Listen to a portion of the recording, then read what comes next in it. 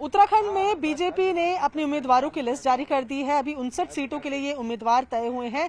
खास बात यह है कि ये जो लिस्ट आई है इसमें से 10 जो मौजूदा विधायक थे उनकी टिकट काटी गई है। इस वक्त 2 उम्मीदवार हमारे साथ हैं और दोनों ही उम्मीदवार सिटिंग एमएलए की जगह इस बार चुनाव लड़ेंगे। यहाँ पर अनिल शाही जी हैं, कैलाश शर्मा जी है, ये द्वाराहाट से लड़ेंगे, अल्मोड़ा से लड़ेंगे।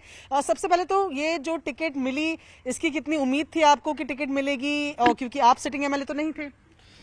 नहीं, उम्मीद तो बहुत ज़्यादा हम लोगों ने नहीं थी, क्योंकि हमें पता था कि हमारा सिटिंग एमएलए हमारे अभी जो अच्छा काम कर रहे थे जो क्षेत्र में, और उन्होंने अभूतपूर्व कार्य किए हैं इन 5 सालों में।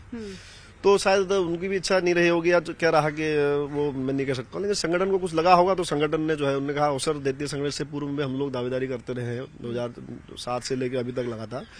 तो पार्टी ने एक विश्वास व्यक्त किया और इसलिए पार्टी ने वहाँ चेंज किया। कुछ लगा होगा, पार्टी का अपना निर्णय है। जी, तो आपको उम्मीद थी क्योंकि आप पहले भी उस सीट पे एमएलए रह चुके हैं, फिर लंबे गैप के बाद दोबारा आपको ये दावेदारी मिली है? हमारे बहुत ही वरिष्ठतम नेता आदरणीय रघुनाथ सिंह चौहान जी वहाँ से विधायक थे और विधानसभा के उपाध्यक्ष भी थे। और एक कार्यकर्ता होने के नाते मन में ऐसा रहता है, लेकिन मैंने कभी भी ये नहीं कहा पार्टी से कि उनका टिकट बदल के मुझे दीजिए।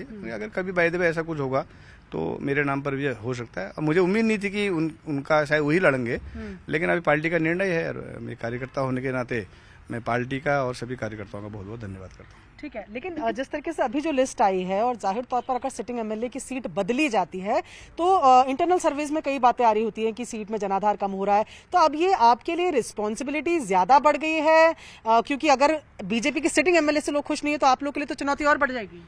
देखिए, मैं तो पार्टी का कार्यकर्ता हूँ, प्रदेश उपाध्यक्ष भी हूँ संगठन में, और हमारे सरकार ने बहुत अभूतपूर्व कार्य किए हैं। हमारे जनप्रतिनिधियों ने भी किए, हमारे विधायक जी लोगों ने बहुत कार्य किए हैं। अब किसी कारण से रहा होगा, बहुत सारी चीजें होती है टिकट निर्धारण के लिए, जो भी रहा होगा उनके कामों को आगे जनता के बीच में ले जाके उन्हें अपना साथ में रख के अपने लिए आशीर्वाद मांगते हुए उनके साथ चल के कोशिश करेंगे कि हम पार्टी को अपना सर्वश्रेष्ठ देकर 100% परिणाम पार्टी के पक्ष में करवाएं।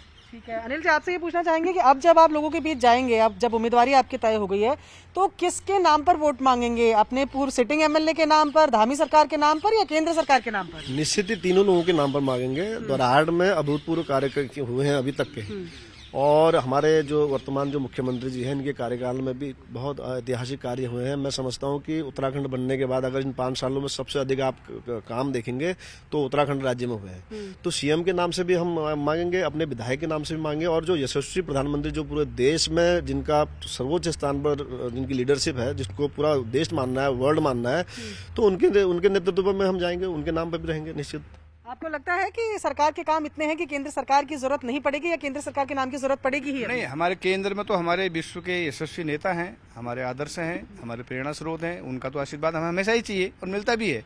केंद्र की सरकार, प्रदेश की सरकार और हमारे जो काम हुए जनप्रतिनिधियों के द्वारा, विधायक जी के द्वारा, वो सब हमारे सांसद जी के द्वारा अभूतपूर्व कार्य हुए। हमें सांसद जी के द्वारा भी के कामों से भी बहुत मजबूती मिलेगी, विधायक जी के कामों से भी बहुत मजबूती मिलेगी, प्रदेश और केंद्र की सरकार से मिलेगी।